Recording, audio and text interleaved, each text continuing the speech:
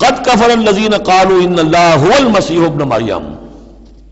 یقیناً کفر کیا انہوں نے جنہوں نے کہا اللہ ہی مسیح ابن مریم ہے۔ دیکھیے حضرت عیسیٰ کے بارے میں یہ دو عقیدے رہے ہیں ان کے ہاں۔ ایک ہے گاڈ انکارنیٹ، اوتار کا عقیدہ جو ہندوؤں میں بھی ہے، رام چندر جی خدا کے اوتار، کرشن جی مہاراج خدا کے اوتار، یعنی خدا خود ہی انسانی شکل میں ظہور کر لیتا ہے۔ اسی طرح کا گاڈ انکارنیٹ کا کانسیپٹ عیسائیوں میں بھی رہا ہے، اور خاص طور پر جیکوبائٹس جو ان کا فرقہ رہا ہے وہ سختی کے ساتھ اس پر قائل تھا کہ اصل میں اللہ ہی نے حضرت مسیح کی شکل میں دنیا میں ظہور فرمایا ہے۔ جیسے ہمارے ہاں بھی بعض جو ہیں غلو میں آ کر محبت اور عقیدت اور عظمت محمد رسول اللہ صلی اللہ علیہ وسلم کی اس میں ایک حد سے تجاوز کرتے ہوئے کہہ دیتے ہیں کہ وہی جو مستوی عرش تھا خدا ہو کر اتر پڑا وہ مدینے میں مصطفیٰ ہو کر،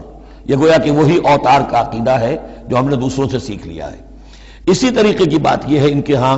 لقد کفر الذین قالوا ان اللہ هو المسیح ابن مریم، ان لوگوں نے بھی کفر کیا جنہوں نے کہا کہ اللہ ہی ہے،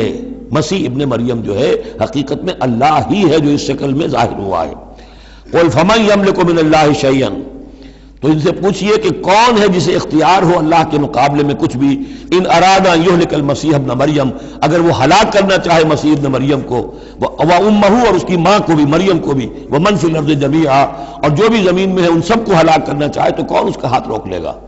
وَلِلَّهِ مُلْكُ السَّمَاوَاتِ وَالْأَرْضِ وَمَا بَيْنَهُمَا، اور اللہ ہی کے لیے ہے بادشاہی آسمانوں کی اور زمین کی اور جو بھی کچھ ان دونوں کے مابین ہے۔ يَخْلُقُ مَا يَشَاءُ،